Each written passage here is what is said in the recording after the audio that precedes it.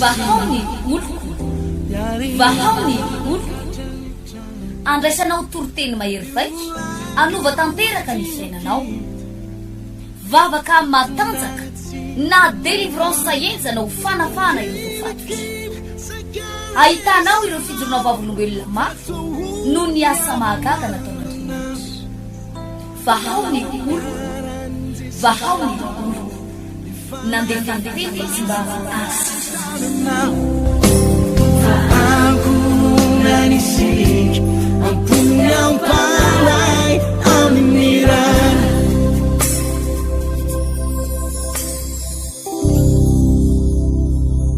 faly miona aminareo ndray andro any a miarabanao amin'ny anaran'i Jesosy a izy mivonona andray zavatra androany izy mivonona iova androany tovy amainina mafy raha resy lahatra ianao amen ndao maka ny tenin'ny tompontsika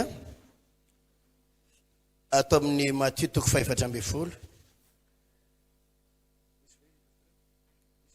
Matthieu 4:4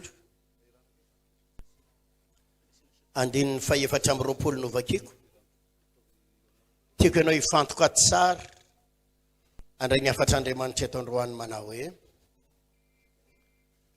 ary efa mby teo ampovoan'ny ranomasina ny sambokely tamin'izay dia natopatopa ny alon-drano izy fa notohain'ny rivotra ary tamin'ny fiambenana fa efatra amin'ny alina dia nakeny amin'ny mpianany Jesosy nitsangatsangana teny ambony ranomasina ary no nahita azy nitsangatsangana tambony ranomasina ny mpianatra dia rakita ohatra ka nanao hoe matoto io dia niantso izy ireo no nitahotra ary Jesosy niteny taminy niaraka tamin'izay nanao hoe matoky fa izao ihany ty aza matahotra ary Petera namalaka nanao hoe tompoko raha ianao ihany dia asaivo manantona nanao eny ambony rano ary aho ary hoy izy manatona dia nidina niala tamin'ny sambokely Petera ka nandeha tambony rano anantona an Jesosy fa raha nahita ny rivotra izy dia natahotra nahita ny rivotra izy dia nanina hoe natahotra ary raha vao nilentika izy dia niantso hoe tompo vonjeo aho eo amin'ny andininy 2:30 ary naninitra ny tanany niaraka tamin'izay Jesosy dia nandray azy ka nanao taminy hoe ry kely finoana nahoana ny anana ianao ary rehefa niakatra teo an-tsambokely izy dia nitsahatra ny rivotra ataovy aleluya aleluya araka ny nambarako teo dia ny planin'Andriamanitra voalohany androany dia izao te hanovanao Andriamanitra amen maro amintsika rehetrarehetra tonga eto fa ary zay ny ahatongavanao eto manantenan'Andriamanitra iasa eo amin'ny fiainanao maro aminareo ny miandrandra zavatra hoe Jesosy andeha hivavaka indray aho inona moa ny andehananao hivavaka ty mananteny ianao fa hisy vahaolana avy amin'Andriamanitra androany mananteny ianao fa raha tonga hivavahana eto ianao dia ho sitrany ianao androany mananteny ianao fa hisy fahagagana ho ataon'Andriamanitra eo amin'ny fiainanao androany amen zany daholo ny ahatongavantsika rehetrarehetra eto mananteny ianao fa io olana mavesatra eo aminao io azon'Andriamanitra hovaina amin'ny fomba mahagaga io ary maro aminareo ny miandrandran'izany eto rehefa hifarany ty fotoana ity aza matahotra tsy ho diso fanantenana ianao hiala eto amen za mampahery ianao tsy ho diso fanantenana ianao hiala eto amen itsikiny akaikinao dia teneanao zany izy tsy ho diso fanantenana ianao miala eto androany tsy ho diso fanantenana ianao miala eto androany alleluia alleluia tsy ho diso fanantenana ianao ny Andriamanitra ivavahanao tsy mamitaka izany raha lasena bavy tsy mamitaka izany ny Andriamanitra ivavahanao raha ohatra ka efa maina ny tranon-janakao ka tsisy na inona intsony ao misy fotoana ianao teny efa mendrandra hoe rovina ihany ano iteraka tsy mety niteraka efa nahita vehivavy tamin'izany fotoana izany tany Antananarivo tany 5 taona fa mbola nitoejazy ary niteraka somatsara tsy niteraka zany vehivavy zany tany efa 5 taona tany efa firy hoe 5 izy efa bebe pozin'olona efa bebe tany izy vao men'Andriamanitra zanaka ain'Andriamanitra mamelona ny trano zanaka ao efa simba sy efa maty ain'Andriamanitra mamelona ny zany indray ataovy amainina amen ain'Andriamanitra ny mamelona ny zany ray alleluia Alleluia. beta be fiainan'ny olona izay efa hitako ao Antananarivo mo mahafinaritra raha latsena vavy be be fijoroana vavolombelona ary amin'ny manaraka hoavy za misy fotoana raha sinapony tompo andeha ho any Frantsa afaka andro vitsivitsy ataovy alleluia de zao melohany andehanako any tia eny fijoroana vavolombelona mahakasika Amen. fiainanao io raha latsena vavy amen ka rehefa tonga any Frantsa any afaka andro vitsivitsy de enao ndray nijoroko vavolombelona any hoe Amen. tany Tamatavy a indray andro tany Tamatavy a de nisy vehivavy ohatrao nisy lehilahy ohatrao amin'ny anaran'i Jesosy ho tanteraka eo aminao any zany latsena vavy amen mba isy fotoana hitory teny Antananarivo de ny fijoroana vavolombelonao ndray no entiko any Antananarivo amen fa tsy ny avy any Antananarivo foana no midina ty nenao ndray ny apiakarina any amin'ny anaran'i Jesosy amen iza minao zany fa vitan'Andriamanitra amen nenao ndray no apiakarina tenenao zany eo nilanao nenao ndray no apakarina any nenao nenao ampiakarinany alleluia aheny vaovao mombanao aho hoe tsy nety nanambady mihitsy na ilikiliky ny lehilahy tsisy nety nakavady mihitsy rava foana ny fiainam-pitiavana itsory vavolombelona mombanao aindray andro any fa nahazo alimainina ianao nanambady vazaha ianao lasa ny andafy ianao ataovy alleluia mafy alleluia nisy vehivavy zay tao fianara-tsotao mpitsipona sarbon asa rehefa nitantaraiky teto moa izy te mpitsipona sarbon ny asany ina hoe tipina sarbo raha nijeran'izany vehivavy zany tena hoe miteny frantsay zany meme mihitsy ry paster Samuel reo rehefa mieno azy miteny frantsay fa teny frantsay mifangaro malagasy be no so misy atendrombohatra mivavaka avaiky le miresaka am'le vadiny vazaha izy alleluia mpitsipona sarbon ka ty raha mipangatangataka teny enanonanina teny am'izao fotoana zao zany anabavy zany nanambady vazaha izy tovy alleluia mafy alleluia manana sprinter asa na anaky 3 sa anaky 4 izy manana tomobile kely nefa de olona mpitsipona fatina sarbotary mbola ijoro vavolombelona indray andro any tao Tamatavy tao nisy lehilahy nisy vehivavy ohatry zao no fain'Andriamanitra tanteraka amin'ny fiainana tovy amen raha mino an'izany ianao amen ain'Andriamanitra ny zavatra rehetrarehetra ain'Andriamanitra ny zavatra rehetrarehetra alleluia zany miteny anareo rahalahy fa na de football io ary na de ino hoe i baolina io ary ain'Andriamanitra ny manova tantara ao anatin'izy io misy mpanao baolina anankiray zay mpanao baolina amin'ny Barea zay izy tena nanaraka ny toriteniko ary izy tena pino mama mivavaka ao amintsika fa izy moa tany andafy tamin'izany de tena miresaka mifandray amin'ny foana izy nisy fotoana izy tonga taty Madagasikara de mivavaka tao amintsika tao alleluia njiva ny anarany izy mahalala an'izany mpinareo baolina Barea zany rehefa tsangany ny tanany zay mbo may an'izany alleluia ny tsodrano an'io rahalahy io raha ho tafity Barea ao ahoana hoe niteko taminy raha ho tafity Barea za kosa aloha tsy niteny taminy hoe tsy maintsy ho tafity Barea fa ahoana ny teniko raha ho tafity Barea raha ho tafity Barea de amin'ny alalanao rahalahy ny ahatafita azy de alleluia nitsofoko rano foana io rahalahy io nanao kanina amin'ny Barea tamin'ny alalan'io rahalahy io ataovy alleluia mafy zany alleluia io rahalahy io napity baolina anankiray na tonga amin'ny Barea tafita tany alleluia Alleluia. nisy fotoana am'izay Barea taty aoriana nanao baolina foana fa tsy tafita mihitsy moa rahalahy reo zany nisy fotoana izy tsy tafita mihitsy fa izao kosa ny nafinaritra lay tsy hojanona nataoko tamin'io rahalahy io de tena nandaikitra mihitsy isaky ny isaky ny mba mahafaty baolina amin'ny Barea de ile rahalahy io foana matetika ny mahafaty azy Alleluia. Tovy alleluia tamin'ny alalany foana ny baolina ny tafiditra de mba natonga ny Barea anazy ray 0 roa 0 de mba izy foana alleluia marina io. Le barea farany teo le nandresy teo iny, le nanao tranona teo le barea zandriny teo reny. Fijoroana vavolombelona. Ny mahafinaritra tamin'ny zala reny, rehefa manao baolina izy na alohany anaovana baolina na avy navita baolina, ho anareo izay manaraka Facebook sianina, inona ny ataon'ny zala rehefa avy nanao match izy? Mandohalika amin'ny vavaka. Manina hoe? Mandohalika amin'ny vavaka. Zany na tonga an'ireny tafita tany amin'ny demi-final. Ny toyany moa tsy haiko fa mifantatry fotsiny hoe vavaka. Ary fantatra anareo ny coachany, le entraîneur ny coachany. Rahalahy miara mivavaka amintsika amin'ny 3 frères ao. Mivavaka be. Alléluia.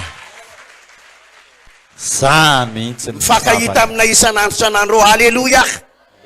Fantatrao le zalahy le rakolona avy any andafy iny. Lasa nakany andafy nandeha nividiny ny vazaha iny izy le mpanao baolina le mpanao baolina malaza be amintsika barea iny e. Mivavaka rahalahy reny. Manino hoe? Vavaka amina fiangonana zandriny eo Antananarivo ary tena mitady an'Andriamanitra.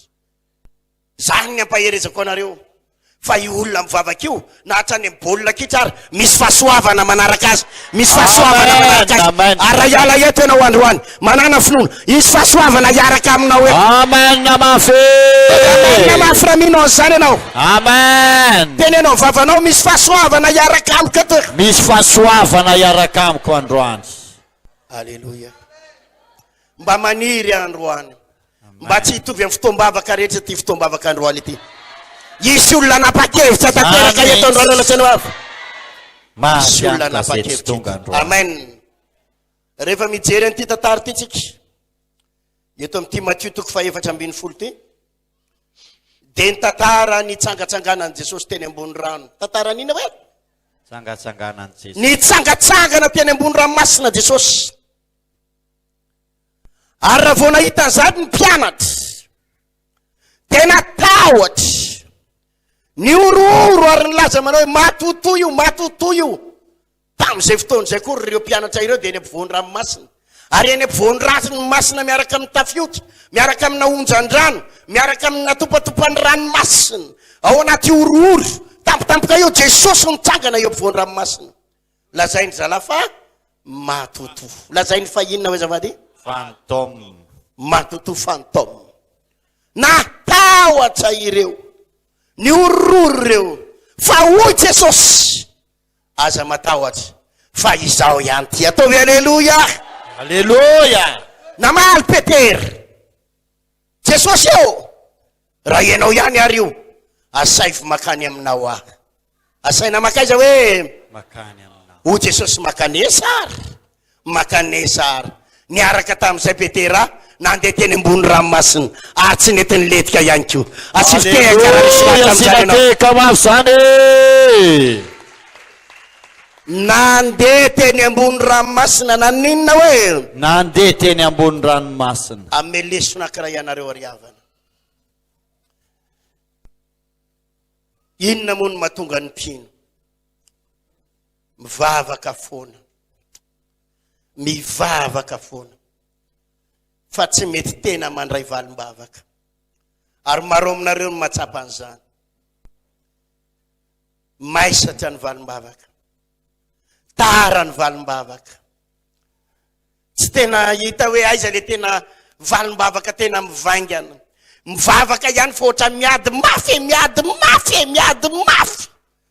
Ary tsy hita tena hoe aiza le Andriamanitra tena mamonjy. Maro aminareo reo no latsain'ny olona. Lany fotoana amin'ny fivavahanareo, lany andro amin'ny fivavahanareo, lany andro any akiry isaky ny alarobisy alakamisy amin'ny 12, tsy hitakory zay vokany. Zay hivavaka ho anao androany, fa tsy maintsy misy vokany ty fotoana androany ty re latsana. Alleluia. Fa hainao ve ho aiza ny tena olana mahatonga ny mpino tsy mandray valim-bavaka? Aiza ny tena olana? Ny tena olana riavana zavatra anankiray, fanapahan-kevitra. Inona ny tena olana hoe? Fanapahan-kevitra. Avereny mafy izay teniko zay. Fanapahan-kevitra. Fanapahan-kevitra. Tonga eo ianao mivavaka fa tsy ampy fanapahan-kevitra. tonga eo ianao mideran'Andriamanitra miainy toroteny fa rehefa avy miainy toroteny ianao renao le toroteny fa ny fanapahan-kevitra akatohany iny tsy vitanao. Fanapahan-kevitra an'inona hoe matahotra. Ny tena olona mpivavaka amin'izao fotoana izao dia problema fanapahan-kevitra. Averiko faharoa, ny tena olana ny mpivavaka dia problema fanapahan-kevitra. Averiko fahatelo farany, ny tena olona mpivavaka dia problema fanapahan-kevitra. Inona hoe ny tena olona mpivavaka? Fanapahan-kevitra. Fanapahan-kevitra. Andra ny tena olanao. Andriamanitra tsy mitaha olona tsy tapa-kevitra zany. Andriamanitra tsy miasa raha tsy eo ambadiky ny fanapahan-kevitra. Raha tsisy fanapahan-kevitra entitra raiksinao, tsy mitahanao Andriamanitra. Raha tsy misy fanapahan-kevitra. Za misy fotoana malahelo mihitsy. Mahita piny be da be mazoto mivavaka. Mazoto mampanakany am-piangonana. Fa tsy mandray na inona na inona. Tsy mandray na inona na inona satria tonga mamonjy fotoam-bavaka fotsiny fa tsy tena misy fanapahan-kevitra. Manaraka an' Jesosy fotsiny fa tsy misy inona hoe Fanapahan-kevitra. Fanapahan-kevitra. Afaka nandeha teny ambony rano Petera, afaka namakivaky ranomasina Petera, raha vao niteny Jesosy manao hoe makane sara ty. Hoy Petera maty an' Jesosy, raha ianao ary io Jesosy, asaivo makany aminao aho. Vakitsika tsara ny tantara eo amin'ny 9:20. Ary Petera namaly asika nanao taminy hoe tompoko, raha ianao ihany ary dia asaivo manatona anao ho eny ambony rano aho. Asaivo manatona anao aiza hoe? Eny ambony rano. Hoaiza hoe? Eny ambony rano.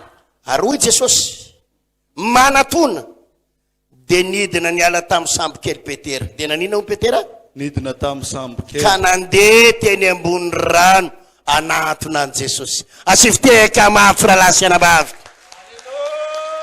Nandeha nakaiza hoe Jesosy i Petera?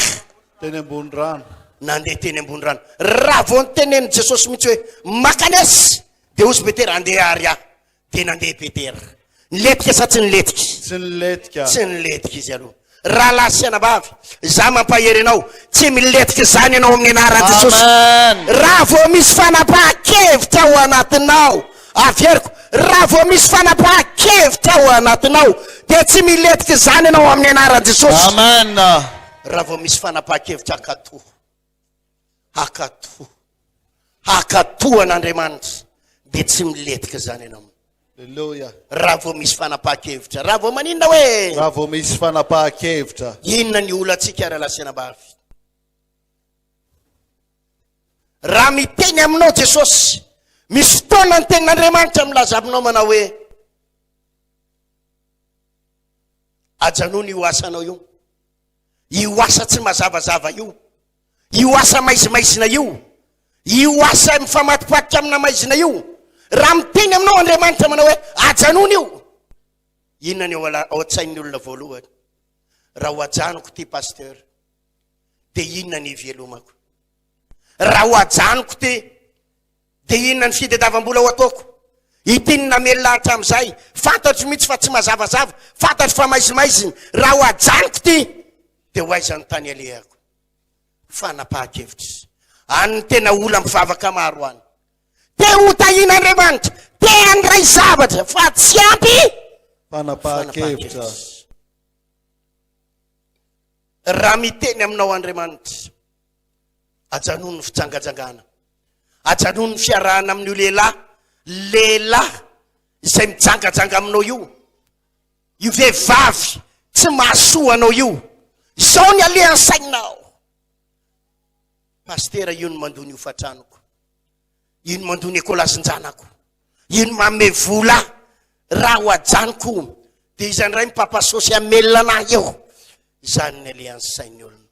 Matahotra dia tsy sa mandray fanapahan-kevitra.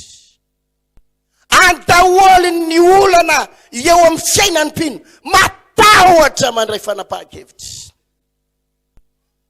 Raha miteny aminao Andriamanitra, raha miteny aminao Andriamanitra fa mila miavana amin'ny rafozanao ianao, mila miavana amin'ny ranotranao ianao, mila miavana amin'ny fianakavianao ianao, dia izao avy hatrany ny ao an-tsainao. Raha miavana amin'ireo any pastere, reo any manararotra anahy, raha vao miavana amin'ireo dia ohatrany hoe milefitra, raha vao miavana amin'ireo dia ohatrany hoe manino izy ty, ohatrany hoe resy pastere raha vao miavana amin'ireo. Tsy ampy fanapahan-kevitra, tsy ampy fanapahan-kevitra. Raha miteny aminao Andriamanitra, ndana miaina amin'ny fahamasinana, amin'ny fitondran-tena, ndana miaina amin'ny fahamasinana, na amin'ny fitafinao, amin'ny fitondran-tenanao, dia izao ny ao an-tsainao. Raha andeha amin'izany pasteur, amin'izany fahamasinana zany, ho ahilikiliky ny namako aho, ahilikiliky ny namako aho, ahilikiliky ny mpiara-mianatra amiko aho, ahilikiliky ny mpiara-miasa amiko aho, ry zareo reny maky pasteur tsy malala zay fivavahana izany, dia zany ny mahatonga anahy. Misy tahotra ao anatin'ny olona mahatonga azy tsy tena samandray fanapahan-kevitra. Raha miteny aminao Andriamanitra, nisy fotoana rehefa mijerytsika ny tantara ao amin'ny Jaona toko fahaenina, Jaona toko fahaenina, ndray andro Jesosy dia anova ny mofo 5 sy hazan-drano 2 avoky olona 5,000. Avoky olona firy hoe 5,000. mofo 5 sy hazan-drano 2. Zao ny tenen'i Jesosy tamin'ireo apôstôly reo, tamin'ny mpianany, atsaovy mipetraka ny vahoaka, dia nasaina mipetraka ny vahoaka. Dia hoy izy Jesosy manao hoe misy mofo firy any aminareo any, misy mofo firy any aminareo any. Natahotra ny apôstôly, tsisy mofo ao izy. Zazalahy kely anankiray ny manana mofo aoka 5 ao, sy trondro kely anankiroa, fa avokiona moa zany amin'ireo olona be da be reo. Fa nandray fanapahan-kevitra io zazalahy io. Reto mofo 5 sy hazan-drano 2 reto, omeko an Jesosy reto. Ataovy aleluia. Haleluya. Nisy fotoana ao amin'ny mpanjaka voalohany toko 7 rehefa ritra ny reny rano keritra, dia ozy izy Andriamanitra mantsy Elipa aminany, andana makany Zarefata, fa misy vehivavy ao didiko, amelona anao, vehivavy mpitondra tena ao, amelona anao, tonga tany Elipa aminany. Nahita ny vehivavy mpitondra tena io, hoy Elipa aminany mantsy ny vehivavy io, raha vehivavy omeo rano ahosotroko. Dia lasa ny vehivavy andeha haka rano, fa mbola izy teny andalana, dia hoy indray Eli hoe dia mba hitondray mofo kely koa, anambary mofo kely koa. Zao ny tahotra tao anatin'ilay vehivavy, natahotra izy. Azafady ry mpanompon'Andriamanitra, azafady ry mpaminany Eli, tsisy mofo omeko anao ao, tsisy mofo omeko anao ao. Koba kely eraky ny tanana anilany eo amiko ao, koba kely eraky ny tanana anila. Andeha anamboatra ny koba kely io rehefa vita io koba kely io, vita mofo, dia hoanina mianaka, dia ho faty zay orinan'izay. Fa hoy Eli, aza matahotra, anamboary any aloha, zay vao manamboatra anareo mianaka. Ataovy aleluya. Fa zao namboaran'Andriamanitra, zao ny latsain'i Jehova, tsy ho ritra ny koba ao anaty barika, tsy ho ritra ny menaka ao anaty tavoara, fa anamboary any aloha. Aleluya. Haleluya. Natahotra raha vehivavy, natahotra raha vehivavy, koba kely eraky ny tanana anilany eny eo amiko ao, ahoana ny avoky atsika telo mianaka, inana an'io zay dia ho faty, tsisy afa-tsy io. Natahotra, fa saingina natahotra ary izy, dia nandray fanapahan-kevitra. Tsy maninona rozy izy, fa ho amboarika any ny mofo. Ataovy aleluya mafiralasirava. Amboarika any ny mofo araky ny teninao. Namboary ny mofo, namboary ny mofo, dia nomeny Elipa aminany. Elipa aminany aloha no nomeny. Aleluya. Vita mofo, ninany Eli, hoy ny tenin'Andriamanitra, tsy ritra ny koba tao anaty bary. Amen, amen. Taovy amen raha risy lahatra ianao. Amen. Raha lasy anabavy, zavatra iray ihany ny mahatonga an'Andriamanitra hetsika eo aminao, dia tsy inona akory fa fanapahan-kevitra. Inona hoe ny mahatonga an'Andriamanitra hetsika zavany? Fanapahan-kevitra. Fanapahan-kevitra. Inona ny toroteny efa rehanao? Inona ny toroteny efa ienao? Nanahoana ny fankatoavanao andreny? Fa eo daholo mabloke ny mpino ry havana, mazoto mihira, mazoto mandoaly, mazoto makany am-piangonana, mazoto mivavaka, mazoto mihaino toroteny, fa fanapaha-kevitra akatoan'io toroteny io bloqué eo daholo. Ary raha vao bloqué eo ianao dia tsisy ninina azy n'Andriamanitra atao aminao, tsy afaka manao nin'Andriamanitra raha tsy misy inona hoe fanapaha-kevitra.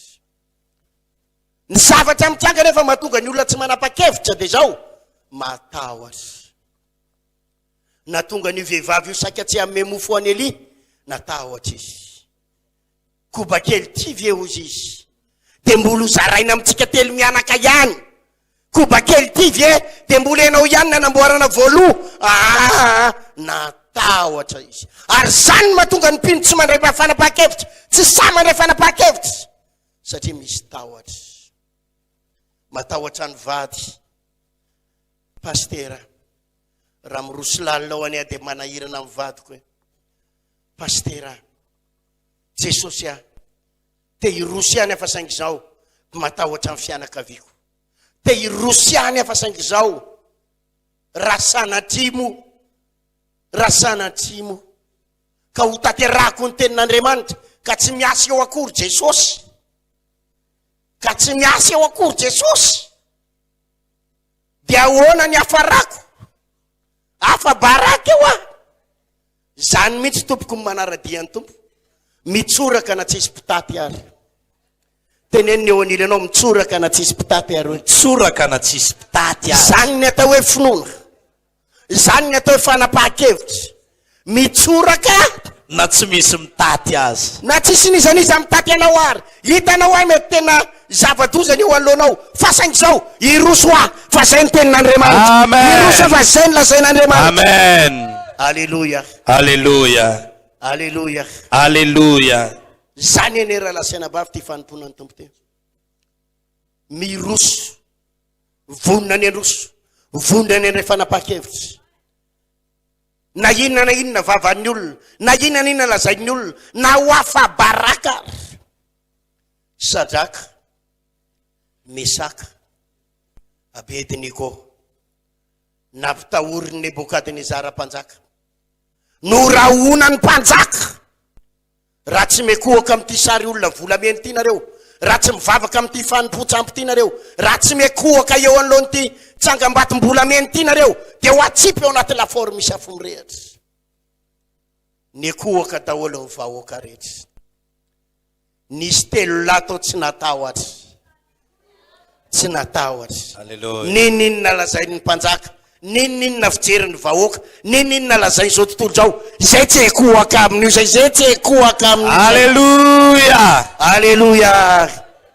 Tsy nekohaka. Tezy tsy Nebokadnezara mpanjaka.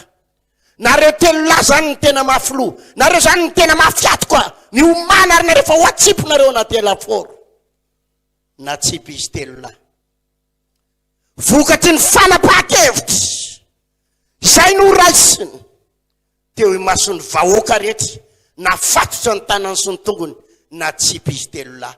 Natsipy tao anaty misy laforo, tao amin'ny laforo misy afo mirehatra, natsipy. Izao ny nahavarina mpitazana rehetra, izao ny nahavarina n'izao tontolo izao. Telo lahy zalany natsipy tao, efa nisy anankiray niandry azy tao. Rehefa nijery ny olona rehetra, anakefatra ny hitan'ny olona rehetra. Alléluia. Ataovy alléluia. Alléluia. Anakefatra ny hitan'ny olona rehetra tao. Ary zao ny vavan'ny olona manao hoe, ary le fijery an'le fahaefatra farany dia tao zanak'Andriamanitra. Alléluia. Tsy izy akory io, fa Jesosy nefa nelo lalana azy tao. Alléluia. Jesosy nefa nelo lalana azy tao. Zany mihitsy. Ho an'ny olona manana fanapaha-kevitra lalina ary tsy manana tahotra, Jesosy efa mandray ny tanany eo aloha. Amen. Jesosy efa mandray ny tanany eo aloha aho. Amen. Alléluia. Alléluia. Vahaony oloko, vahaony oloko, andraisanao toroteny mahery vaika, anova tanteraka ny fiainanao, vavaka matanjaka na délivrance enjana ho fanafana ireo fatotra. Ahitanao ireo fijorona vavolombelona mafy no ny asa mahagaga nataon'Andriamanitra. Vahaony oloko, vahaony oloko, nandehandeha izy mba asitra. ananisik ang punyampalay aming nila